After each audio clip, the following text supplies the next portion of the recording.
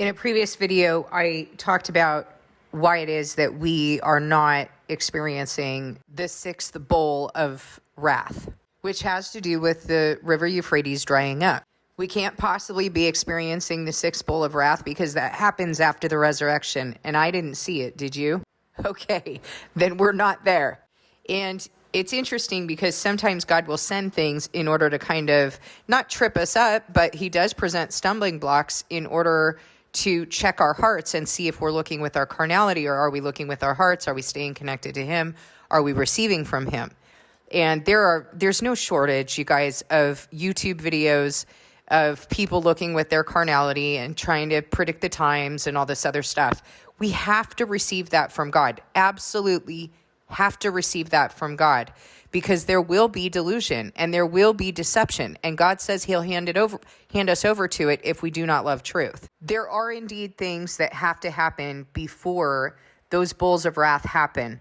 And just so happens the resurrection is one of those things. So if we're here and the Euphrates River is drying up in the sense that Revelation is intending to describe, then we're in big trouble. And I'll admit for a minute, I kind of wrote down some questions for God, and I encourage you to do this. I know that this sounds kind of funny, but sometimes if you're getting kind of like hammered by the enemy, like the enemy's trying to trip you up and cast out, or the enemy is sending people to do that, it's a really good idea just to take a piece of paper and a pen, which is what I did, and I wrote down 5 questions that I wanted God to answer, and he answered every single one tonight. Every single one. And he did it clearly. And I thought, oh my goodness, this is going to be so hard.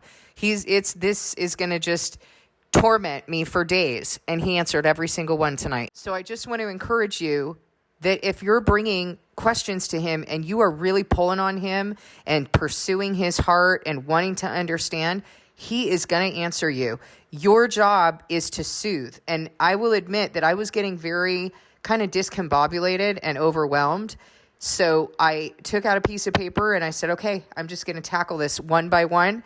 I'm going to start searching your word. Here are the questions that I have for you. And literally on my paper, it says, Father, comma, number 1. There's my question. Number 2, number 3. You can do that too. And getting it out on paper is going to be so much better than keeping it up in your head where it's just tormenting you. So for a moment, I started to get tripped up on this too, because I was like, well, what's going on? Why is the river Euphrates has dried up? I mean, what are you going to do? Are you going to fill it up again? And then it's going to dry up again? Or is this meaning something else? So I want to show you something. Skip to Isaiah 8, and we're going to read verse 6 through 8.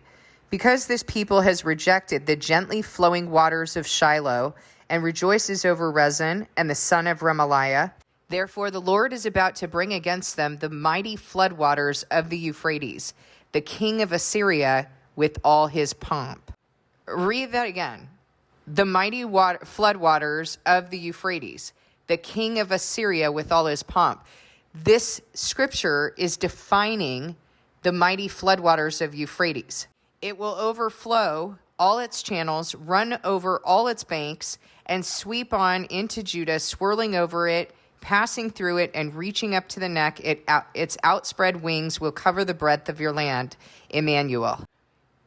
The definition of the mighty floodwaters of Euphrates is the king of Assyria with all his pomp. So could it be that what God is talking about in Revelation 9:14 and in Revelation 16:12, when he's talking about the 4 angels who are bound at the great river Euphrates? By the way, being bound doesn't necessarily mean that you're tied up.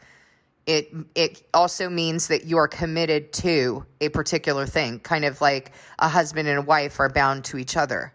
So don't let that trip you up, because I've heard some doctrines or theories that there are some caves or something at the river Euphrates and that people think that's where the angels were bound. I don't think God ties up his angels, but I do think that he binds them to a particular role and purpose. Okay, so that's how I understand that. In Revelation 16:12, then the 6th angel poured out his bowl on the great river Euphrates, and its water was dried up, so that the way of the kings from the east might be prepared. Okay, so that the way of the kings of the east might be prepared. What did he define the floodwaters, the mighty floodwaters of the Euphrates to be? The king of Assyria with all his pomp. And elsewhere, he talks about mighty mountains being leveled. So something's going to happen there, right? Something is going to happen with regard to the kings of the earth and all of their pomp.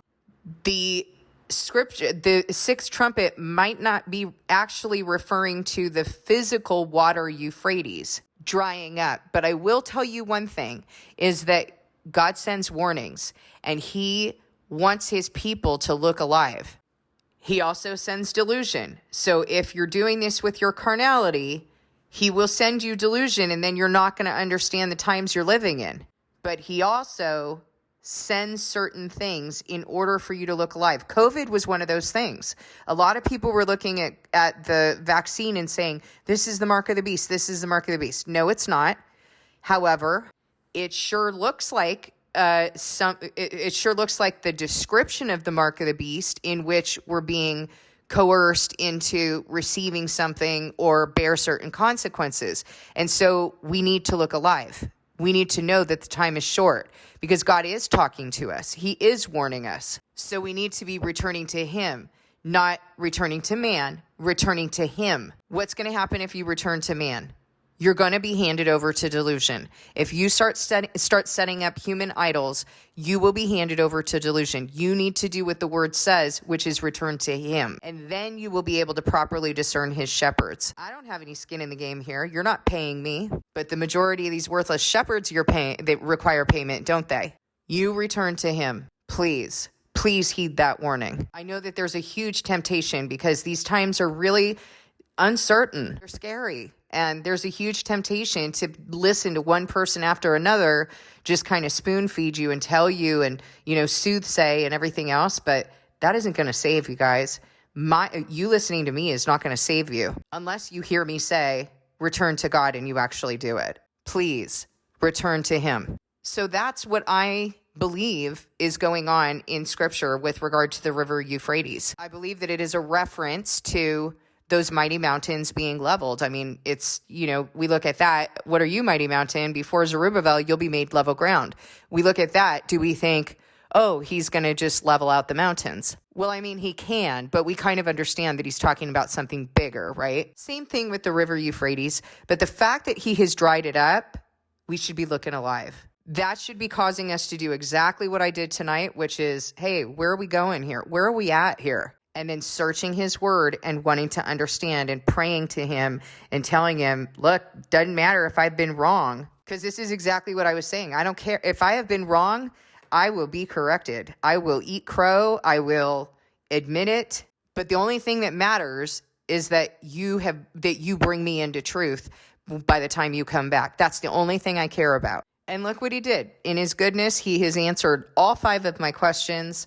I do believe that this is what he's referring to with regard to the river Euphrates. Always discern anything that I say, discern it with him. And please feel free to contribute to the conversation. I'd love to hear your thoughts and and most importantly, what you receive from him. God bless you. Thank you for listening, and I'll see you in the next video.